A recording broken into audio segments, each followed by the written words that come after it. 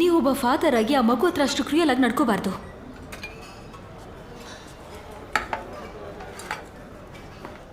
Teacher, ನಾನು ಅಮಯ ಬಗ್ಗೆ ನಿಮ್ಮ ಹತ್ರ ಏನೋ ಮಾತಾಡಬೇಕು. ಫಾದರ್, ನೀವು ಹೇಳೋದನ್ನ ಕೇಳಕ್ ನಂಗೆ ಇಷ್ಟ ಇಲ್ಲ. ನಾನು ಹೇಳೋದು ಕೇಳಿದ್ರೆ ನಿಮಗಿಷ್ಟ ಆಗುತ್ತೆ. This my card.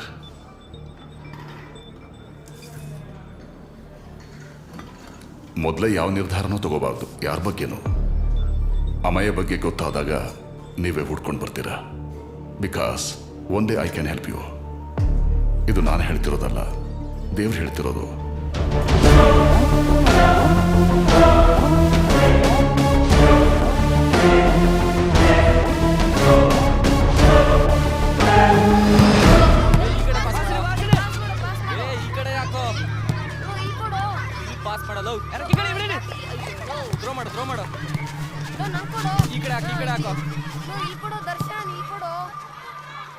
ಅಮೇಯ, ನಿಜ ಹೇಳು, ಆ ಫಾದರ್ ನಿಂಗೆ ಹರ್ಟ್ ಮಾಡಿದ್ರಾ?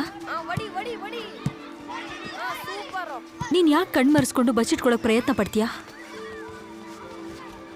ನೀನ್ ಎಲ್ಲಾದ್ರೂ ಹೋಗ್ಬೇಕು ಅಂತಿದ್ರೆ ನಂಗೆ ಹೇಳು, ನಾನ್ ಕರ್ಕೊಂಡು ಹೋಗ್ತೀನಿ.